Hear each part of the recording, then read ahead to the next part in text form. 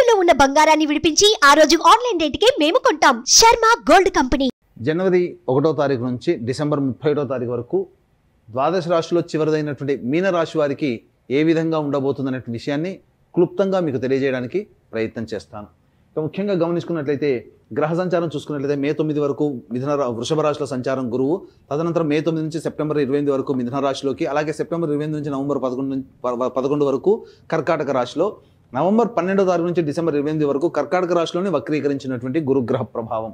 ఇక శనిగ్రహ ప్రభావం చూసుకున్నట్లయితే ఏప్రిల్ 16 వరకు కుంభరాశిలో సంచారము, ఏప్రిల్ 16 అనగా 16 ఏప్రిల్ నుంచి అక్టోబర్ 9 వరకు మీనరాశిలోకి శని సంచార ప్రభావం. అలాగే ఇందులోనే జూలై 8వ తారీఖు రోజున వక్రీకరించి మీనరాశిలోనే మళ్ళీ అక్టోబర్ 10న కుంభరాశిలోకి చేరి వక్రీకరించి స్థితి పొంది ఉండడం, నవంబర్ 26వ తారీఖు రోజున వక్రత్యాగం కుంభరాశిలో చేయడం అనేటువంటిది శని భగవానుల వల్ల కలుగుతుంది. ఇక రాహుకేతులు 15 మే వరకు కూడాను రాహు మీనరాశి, కేతు కన్యారాశిలో ఉండగా 16 మే నుంచి రాహు కుంభరాశిలో, కేతువు సింహరాశిలో సంచారం చేస్తున్నటువంటి ప్రభావం. కావున ఈ యొక్క గ్రహాల యొక్క గమనాన్ని కనుక గమనించుకున్నట్లయితే ప్రధానంగా ఇటు రాహుకేతులు కానీ, గురుగ్రహ ప్రభావం కానీ, అలాగే శని ప్రభావం కానీ అనుకూలంగా లేవు. ఈ కారణం చేత మీనరాశిలో ఉన్నటువంటి వాళ్ళు పలు ఇబ్బందులు, సమస్యలు, కష్టాలు ఎదుర్కొనేటువంటి అవకాశాలు ఎక్కువగా గోచరమవుతున్నాయి. కాబట్టి జాగ్రత్తలు పాటించండి, తొందరపడి నిర్ణయాలు తీసుకోకండి. మీరు నమ్మినటువంటి వ్యక్తులే మిమ్మల్ని మోసం చేసే అవకాశాలు ఉంటాయి. అలాగే ప్రధానంగా ఈ యొక్క సంబంధించినటువంటి భార్యకి కూడా కొంత అనారోగ్య సూచన జరిగేటువంటి అవకాశం ఉంటుంది. పితృవర్గీయులలో కొంతవారికి అనారోగ్యం చూసి ఇబ్బంది పడేటువంటి అవకాశాలు గోచరమవుతున్నాయి. కాబట్టి జాగ్రత్తలు పాటించండి. నమ్మిన వారి మోసపోవడం వల్ల ధనపరమైనటువంటి నష్టములు మీనరాశి వారికి 2025 సంవత్సరంలో ఉన్నాయి. కాబట్టి ధనపరమైనటువంటి నిర్ణయాలు తీసుకునేటప్పుడు, అప్పు ఇచ్చేటప్పుడైనా, అప్పు తీసుకునేటప్పుడైనా కానీ జాగ్రత్తలు పాటించండి. ఎందుకనంటే అన్ని విధాలుగా గ్రహాలు అనుకూలంగా లేనప్పుడు మనం చేయవలసినటువంటిది ఎదురొడ్డి పోరాడమే తప్ప మొండిగా ముందుకు సాగడం కాదు. పోరాట పటిమతో ఉంటూ లౌక్యాన్ని ప్రదర్శిస్తూ తెలివితేటలతో మన కార్యాలను చక్కబెట్టుకోవాలి తప్ప గుడ్డిగా మొండితనంగా పోకూడదు. తద్వారా ఇబ్బందులు ఎదుర్కోక తప్పదు అనే విషయాలు గమనించుకోవాలి. సంఘంలో మీ పేరు ప్రతిష్టలకు సంబంధించినటువంటి కొన్ని ఇబ్బందికర పరిస్థితులు ఎదురవుతాయి. స్త్రీపరమైనటువంటి ఇబ్బందులు ఈ యొక్క కుంభరాశి నుంచి మీనరాశిలో జన్మించినటువంటి వారు ఎదుర్కోక తప్పదు. కాబట్టి జాగ్రత్తలు పాటించండి. నూతన వ్యక్తుల యొక్క పరిచయం ఎప్పుడైతే ఉంటుందో వారి వలన సమస్యలు అనేటువంటివి ఈ మీనరాశి వారికి 2025 సంవత్సరంలో గోచరమవుతున్నాయి.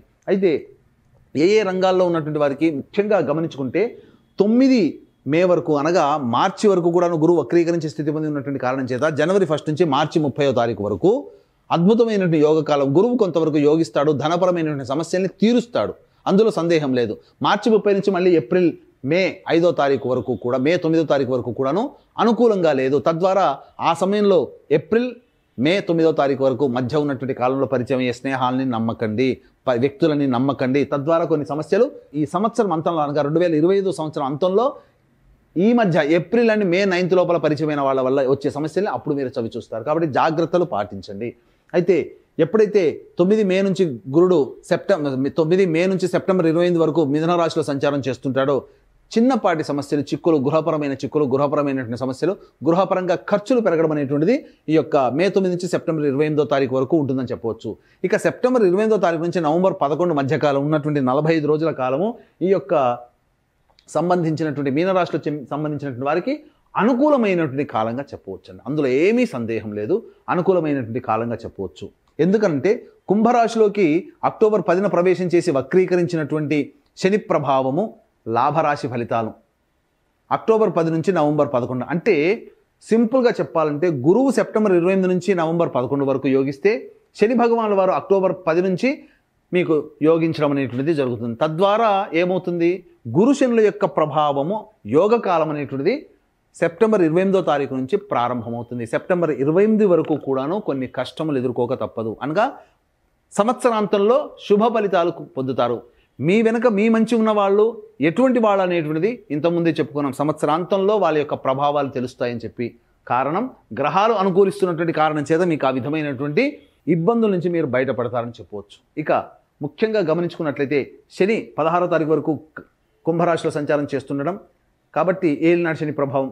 ఇక 16 ఏప్రిల్ నుంచి శని మీనరాశిలోకి సంచారం చేస్తుండడం, 16 ఏప్రిల్ నుంచి అక్టోబర్ 9 వరకు మీనరాశిలోకి, అలాగే ఈ సంబంధించినటువంటి జూలై 8న వక్రీకరించి మళ్ళీ ఏలినాటి శని ప్రభావం, మళ్ళీ అక్టోబర్ 10న కుంభంలో వక్రీకరించి ఉండడం. ఈ కారణం చేత అక్టోబర్ 10 నుంచి ఈ యొక్క నవంబర్ 26వ తారీఖు వరకు మరియు ఆ సెప్టెంబర్ నుంచి నవంబర్ వరకు కర్కాటకంలో ఉన్నటువంటి ఫలితము ఇవన్నీ కూడా యోగదాయకమైనటువంటి పరిస్థితులు ఉంటాయి. కాబట్టి జాతకరీత్యా ఏం చేసుకోవాలనుకున్న నవంబర్ 11వ తారీఖు లోపలనే అక్టోబర్ 10 నుంచి నవంబర్ 11వ తారీఖు మధ్యకాలంలో అప్పటి వరకు సమస్యలు ఎదుర్కొన్నటువంటి వాళ్ళకి రిలీఫ్ అనేది ఆ మంత్లోకి దొరుకుతుంది.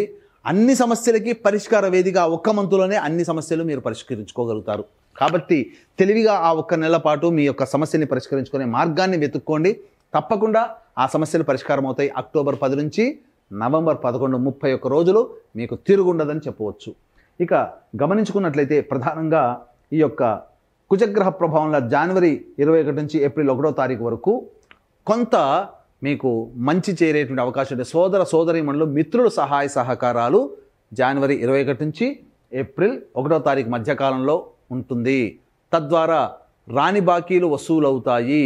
అన్నిటికంటే ప్రధానంగా కోర్టు సమస్యలు ఏవైతే ఉంటాయో సివిల్ సమస్యలు కానీ ఫ్యామిలీ సమస్యలు కానీ అవన్నీ పరిష్కరించుకొని ఆ కోర్టు సమస్యలకు సంబంధించి విజయాన్ని పొందుతారని చెప్పవచ్చు. ఇక ఈ సంబంధించినటువంటిది చూసుకున్నట్లయితే జూలై 26 తారీఖు రోజున అనగా జూన్ 4 నుంచి జూలై 26 మధ్యకాలంలో ఈ పోరాట పటిమ ప్రదర్శించడం ద్వారా చాలా మటుకు శత్రువులపై మీరు విజయాన్ని పొందుతారు. సమస్యలు ఉంటాయి, శత్రువులపై మీరు విజయాన్ని పొందుతున్నారు అని అంటే దాని అర్థం ఏంటి? మీరు పోరాడితేనే కదా శత్రువులపై విజయం పొందేది. పోరాడడం అంటే కష్టమే కదా. శత్రువులు అంటే మనుషులు కాదండి, మనకు వచ్చే సమస్యల నుంచి పోరాడి ఆ సమస్యల మీద విజయం పొందుతున్నామంటే ఆ పోరాటం జరుగుతుందంటే అక్కడ కష్టాలు వస్తున్నట్టు లెక్క. కాబట్టి తుదకు విజయం మీదే అవుతుంది. అనగా కష్టాల్ని ధైర్యంగా ఎదుర్కోగలిగేటువంటి శక్తి కుజ భగవానుడు మీకు అంతర్గతంగా అందజేస్తున్నాడు. ముఖ్యంగా గమనించుకున్నట్లయితే ఈ యొక్క జూలై 26 నుంచి అక్టోబర్ 25 ఉన్నటువంటి మధ్యకాలము జాగ్రత్తలు పాటించండి. జూలై 26 నుంచి సెప్టెంబర్ 11వ తారీఖు వరకు ఉన్నటువంటి కాలంలో వ్యాపార భాగస్వాముల మధ్య జీవిత భాగస్వాముల మధ్య పొరపచ్చాలు వచ్చే అవకాశం ఉంది. కాబట్టి మౌనాన్ని ఆశ్రయించండి. ఇక సెప్టెంబర్ 11 నుంచి అక్టోబర్ 25 మధ్యకాలంలో మీకు అనారోగ్య సూచనలు చేసేటువంటి అవకాశం ఉంటుంది. ఎన్నాళ్ళ నుంచో ఆపరేషన్ డేట్ కోసం ఎదురు చూస్తున్నటువంటి వాళ్ళకి డేట్ కన్ఫామ్ అనేటువంటిది ఈ సెప్టెంబర్ 11 నుంచి అక్టోబర్ 25 మధ్యకాలంలో కన్ఫామ్ అవుతుంది. వాహనాన్ని నడిపేటప్పుడు ఈ మధ్యకాలంలో జాగ్రత్తలు పాటించండి. సెప్టెంబర్ 11 నుంచి అక్టోబర్ 25 మధ్యకాలంలో. ఇక ఈ యొక్క సంబంధించినటువంటి మీనరాశిలో జన్మించినటువంటి వారికి కేంద్ర రాష్ట్ర ప్రభుత్వ ఉద్యోగస్తులకి సాధారణమైనటువంటి ఫలితాలు ఉంటాయి. గొప్పగా ప్రమోషన్స్ అనేటువంటివి ఉండవు. బదిలీల కోసం చేసే ప్రయత్నాలన్నీ కూడాను కాస్త కష్టతరంగా మారుతాయి. అయితే నిరుద్యోగస్తులకి నిరాశ తప్పదు. కానీ సంవత్సరం అంతా ఉద్యోగం లేకుండా నిరుద్యోగంలోనే ఉంటారా అంటే కొన్ని సమయాలు జనవరి 11 నుంచి ఫిబ్రవరి 11 వరకు ఉద్యోగం లభించే అవకాశం ఉంటుంది. అలాగే మే 13 నుంచి జూన్ 14వ తారీఖు వరకు ఉద్యోగం లభించే అవకాశం ఉంటుంది.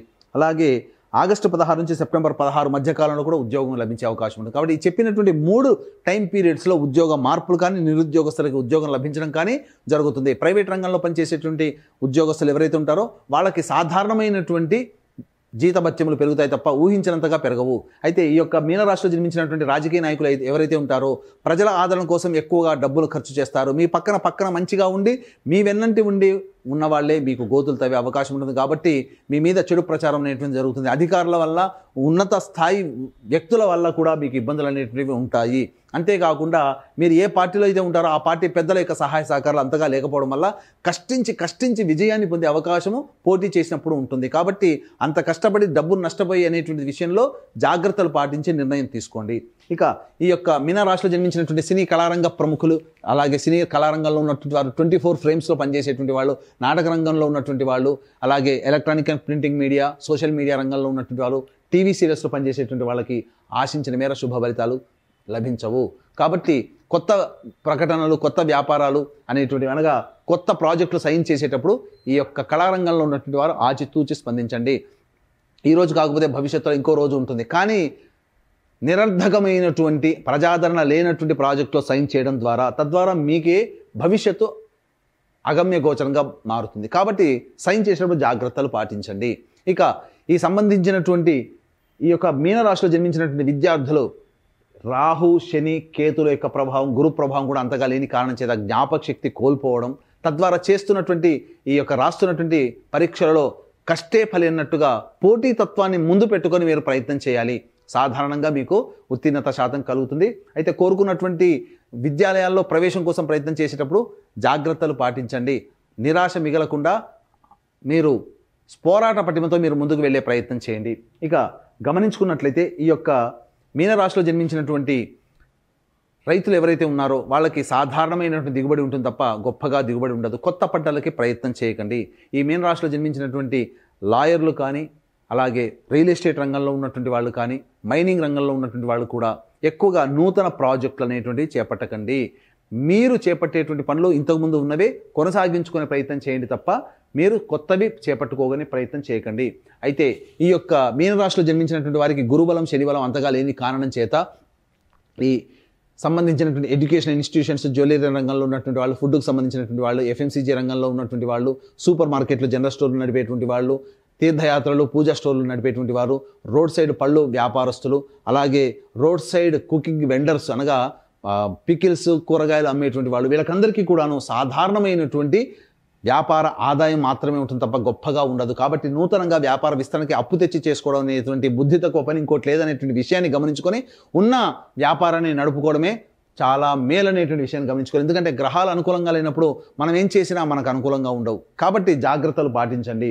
ఇక్కడ వడ్డించేవాడు మనవాడైతే ఎక్కడ కూర్చున్నా ఒకటే అన్నట్టు, మనకు గ్రహాలు యోగించినప్పుడు మనం ముందు కూర్చున్నా వెనక ఉన్నా ఎన్ని ప్రయత్నాలు చేసినా మనకు తుదకు ఫలితం లభించదనే విషయాన్ని మీనరాశిలో జన్మించినటువంటి వాళ్ళు గమనించుకోవాలి.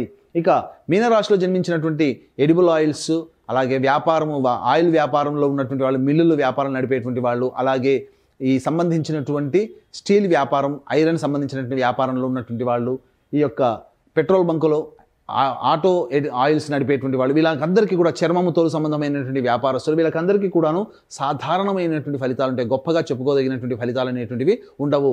ఈ యొక్క మీనరాశిలో జన్మించినటువంటి స్త్రీలకి పేరుకు తగినటువంటి ప్రతిఫలము లభించకపోవడం వల్ల ఇబ్బందికర పరిస్థితులు అనేటువంటివి ఎదురవుతాయి.